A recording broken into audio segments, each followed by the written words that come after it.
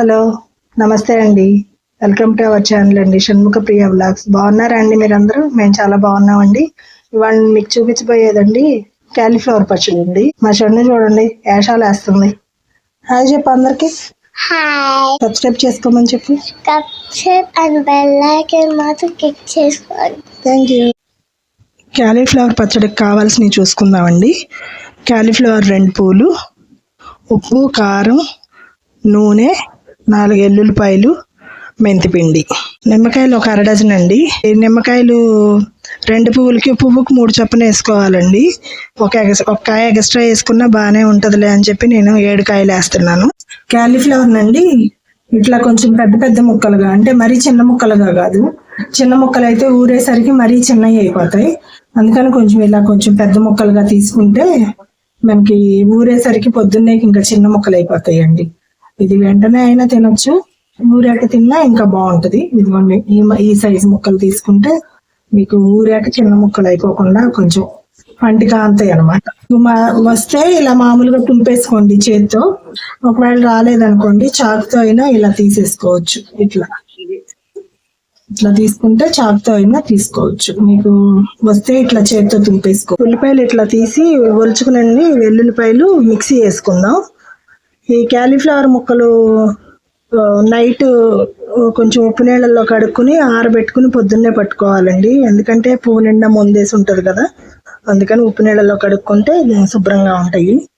ఇది నేను పువ్వు పళ్ళని రాత్రి ఉప్పు నీళ్ళల్లో నానేసి కడిగేసి ఆరబెట్టానండి. 2 పెద్ద పువ్వులు అయితేనండి ఇంకా ఎక్కువ పడుతుంది. మామూలుగా నేను చిన్న పువ్వులకు చూపిస్తున్నాను, పెద్ద పువ్వులు కాదు.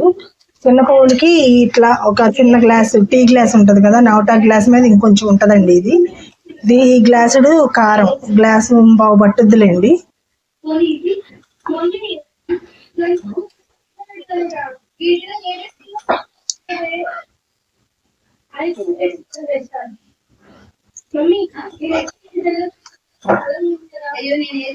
నాకు కొంచెం ఇట్లా గ్లాసు బావు కారం వేసుకుంటానండి సరిపోద్ది. ఉప్పు ఎప్పుడు మీకు తక్కువ పట్టుద్దండి, గ్లాసు ఉప్పు పట్టదు. 3/4 గ్లాసు సరిపోతుంది. 3/4 గ్లాసు ఉప్పు.